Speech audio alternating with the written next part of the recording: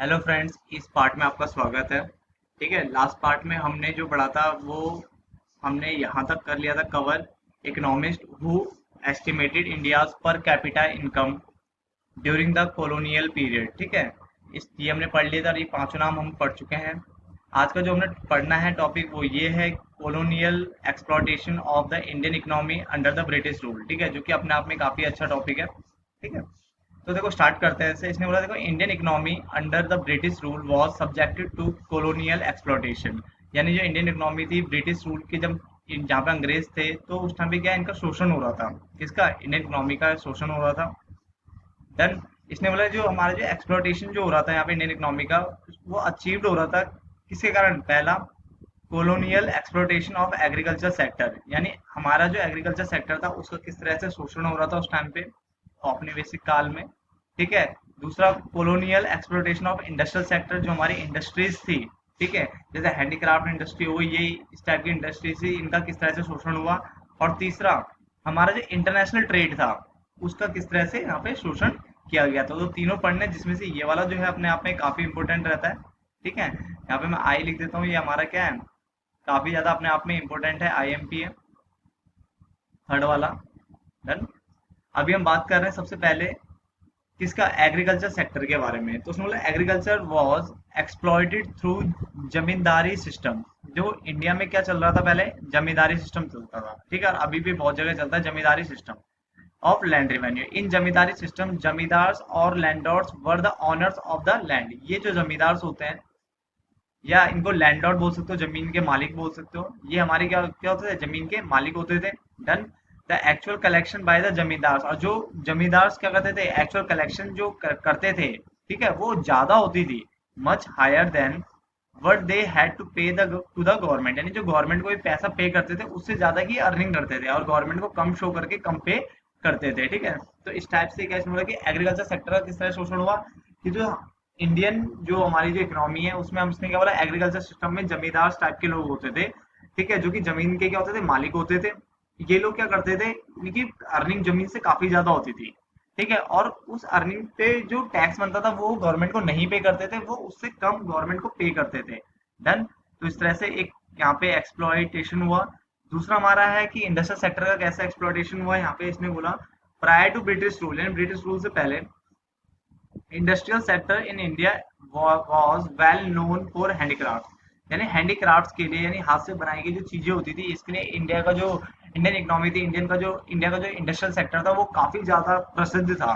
Then but these were destroyed by the British government. But British government ने इसे क्या कर दिया? पूरी तरह से डिस्ट्रॉय कर दिया था। हमारी हैंडीक्राफ्ट इंडस्ट्री को ब्रिटिश गवर्नमेंट ने क्या कर दिया था? डिस्ट्रॉय कर दिया था, by imposing heavy duty on export. किस पे? एक्सपोर्ट पे इन्होंने क्या कर दिया था? हैवी ड्यूटी क्या कर दी थी? लेवी कर दी थी। ठीक है, और जो आपकी जो इंपोर्ट्स होते थे, जो आयात होते थे, वो ड्यूटी फ्री कर दिए। पर किसके इंपोर्ट? ब्रिटिश गुड्स के, यानी जो उनके अपने गुड्स होते थे। जब इसको ध्यान से समझते तो हुआ क्या, इंडिया की जो इंडस्ट्री थी वो बनाती थी हैंडीक्राफ्ट। अब हैंडीक्राफ्ट बनाने के बाद जब वो एक्सपोर्ट करती थी तो उन्होंने उस पर क्या कर दिया? हैवी ड्यूटी कर दी, जिसके कारण इंडिया का एक्सपोर्ट क्या महंगा हो गया। और एक्सपोर्ट महंगा हो गया तो लोगों बाहर के कंट्रीज ने उसका हैंडीक्राफ्ट नहीं खरीदा। किसका? इंडिया का। डन। तो उसने बोला यहाँ पे इसने क्या कर दिया? हैवी कर दिया ड्यूटी। किस पे? हैवी ड्यूटी लगा दी, किस पे? एक्सपोर्ट पे। और दूसरी तरफ इसने क्या करा? इंपोर्ट बिल्कुल सस्ता कर दिया। इसने क्या करा कि इसको पता था कि अब जब इसने एक्सपोर्ट पे ज्यादा ड्यूटी लगा दी तो कोई हमारे इंडिया का एक्सपोर्ट एंड माल नहीं खरीदेगा। तो ये क्या करते थे, अब यहाँ से गुड्स बनाकर लेकर के अपने यहाँ ले जाते थे एज अ रॉ मटेरियल, फिर वहां पे गुड्स बनाते थे। अब गुड्स बना करके फिर वापस इंडिया में ही बेचते थे, यानी इंडिया का माल यूज करके गुड्स बनाना और फिर उसको इंडिया में ही बेच देना। ठीक है, और उस पे जब इंपोर्ट करते थे, यानी जब इंडिया उसको आयात करता था तो ड्यूटी फ्री कर दिया, इसका मतलब सस्ता दे दिया बिल्कुल। और जब इंडिया को सस्ता मिलने लग गया तो इंडिया ने उसको इंपोर्ट करना शुरू कर दिया, जिससे इंडिया की जो हैंडीक्राफ्ट इंडस्ट्री थी वो अपने आप में तहस नहस हो गई। और वो गुड्स अब कौन किसके यहाँ बनने लगे? ब्रिटिश के अंदर बनने लग गए थे, और ब्रिटिश उसको उल्टा कहाँ बेचता था? इंडिया को बेचता था। डन। दो पार्ट क्लियर हो गए। तीसरा है इंटरनेशनल ट्रेड। इंटरनेशनल ट्रेड में लगभग सेम ऐसी कुछ पॉइंट है। India's international trade was exploited through discriminatory tariff policy. यानी जो तुम्हारा जो टैरिफ पॉलिसीज थी, टैक्सेस एंड जो इंपोर्ट एक्सपोर्ट पर जो ड्यूटीज लगती थी, टैक्सेस लगती थी, इनके इनमें क्या है, इनमें चेंजेस के कारण, यानी किसी में कुछ किसी में कुछ। ठीक है, इस पॉलिसी यानी अजीब सी पॉलिसी के कारण क्या हुआ कि इन्होंने इंटरनेशनल ट्रेड को भी क्या कर दिया, एक्सप्लॉइट करना शुरू कर दिया था, विच वॉज ड्यूटी फ्री, जो जिसमें क्या था, ड्यूटी फ्री एक्सपोर्ट कर दिए, यानी यहाँ से सस्ता माल बाहर जाएगा। और इंडियन रॉ मटेरियल, इंडिया का रॉ मटेरियल एज अ बिल्कुल सस्ता माल बाहर जाने लग गया था। और इम्पोर्ट जो है ब्रिटिश गुड्स को वो फ्री कर दिया, यानी अब यहाँ से इंडिया से माल जाएगा तो बिल्कुल फ्री में बाहर वाली कंट्री खरीद सकती है ब्रिटिश। डन, अपने लिए इन्होंने बिल्कुल फ्री कर दिया था, तो इंडिया का माल उनको सस्ता मिलने लग गया। और जब इंडिया में वापस इन्होंने बेचा तो ड्यूटी फ्री कर दिया, इसका मतलब गुड्स भी इंडिया में क्या हो गए, सस्ते हो गए।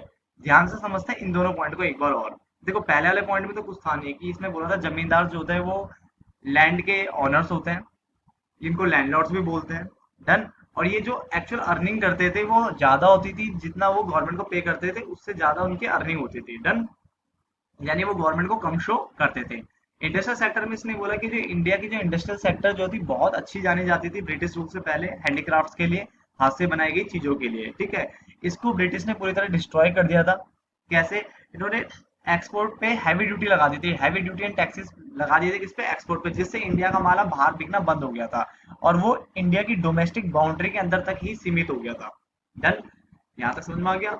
और जो ब्रिटिश के गुड्स थे उनको ड्यूटी फ्री इंपोर्ट कर रखा था ताकि इंडिया में उसको क्या है, आसानी से बेचा जा सके। तो इंडिया की जो मार्केट थी वो सीमित होकर के कम कम हो गई और पूरी तरह से डिस्ट्रॉय हो गई थी। डन, और ब्रिटिश मार्केट का फैलाव होने लग गया था।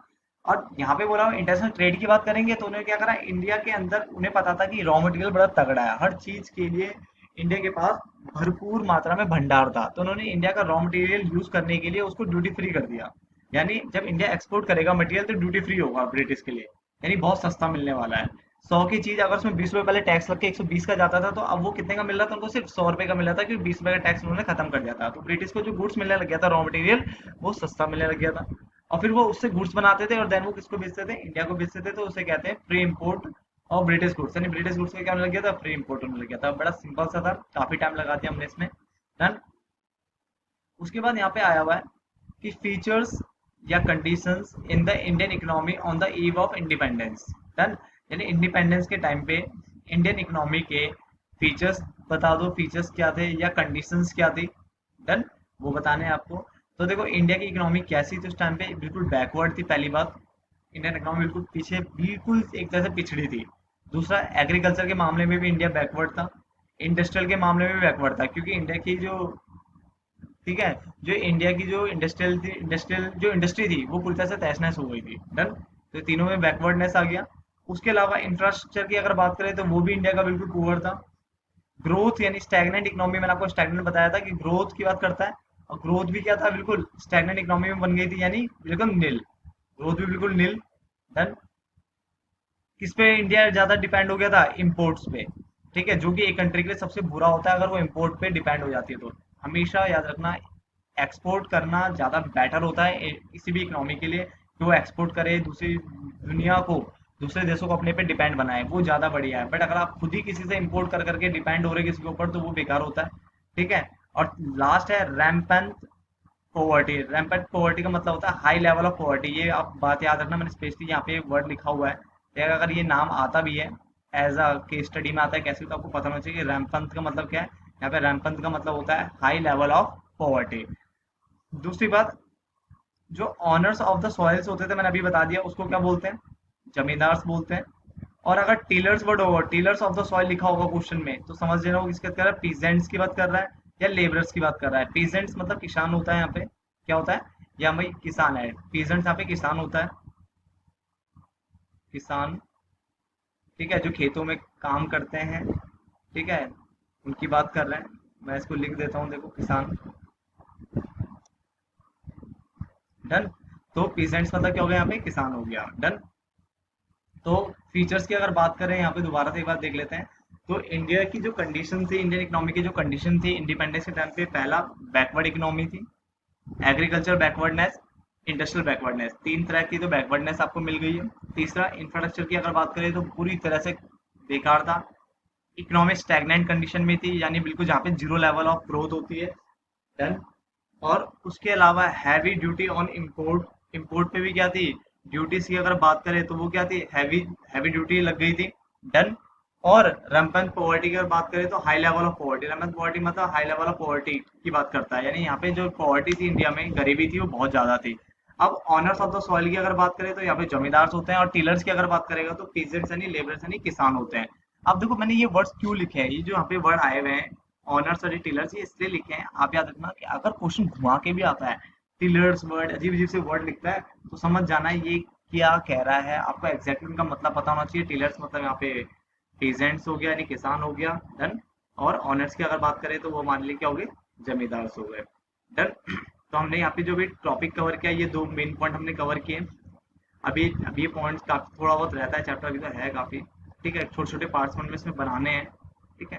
तो मिलते हैं नेक्स्ट पार्ट में, जिसमें हम स्टार्ट करने वाले हैं agriculture sector on the eve of independence, यानी इंडिपेंडेंस के टाइम पे एग्रीकल्चर सेक्टर की हालत क्या थी वो देखेंगे, ठीक है, सिर्फ एग्रीकल्चर की। क्योंकि देखो हमने जो स्टार्टिंग वाला जो पॉइंट पढ़ा इसमें मेनली पूरी इंडियन इकोनॉमी की बात की थी। किसकी बात की है, पूरी इंडियन इकोनॉमी की बात की है, बैकवर्ड की बात की है, एग्रीकल्चर की बात की है, इंडस्ट्रियल की बात की है, इंफ्रास्ट्रक्चर की बात की है, सबकी बात की है। तो हम क्या करेंगे, इंडिपेंडेंटली कुछ कुछ पढ़ेंगे, जैसे कि एग्रीकल्चर सेक्टर की क्या दशा थी, इंडस्ट्रियल सेक्टर क्या थी, ठीक है ना। उसके अलावा इंटरनेशनल ट्रेड का क्या पंगा था, वो हमें पढ़ना है, यानी फॉरेन ट्रेड के बारे में हमें पढ़ना है। इस टाइप की चीज़ हमें पढ़नी है अभी, और इसको खत्म करने के बाद, ठीक है, नेक्स्ट चैप्टर में पढ़ेंगे, वो पहुंचेंगे। तो मिलते हैं नेक्स्ट पार्ट में, तब तक के लिए धन्यवाद दोस्तों।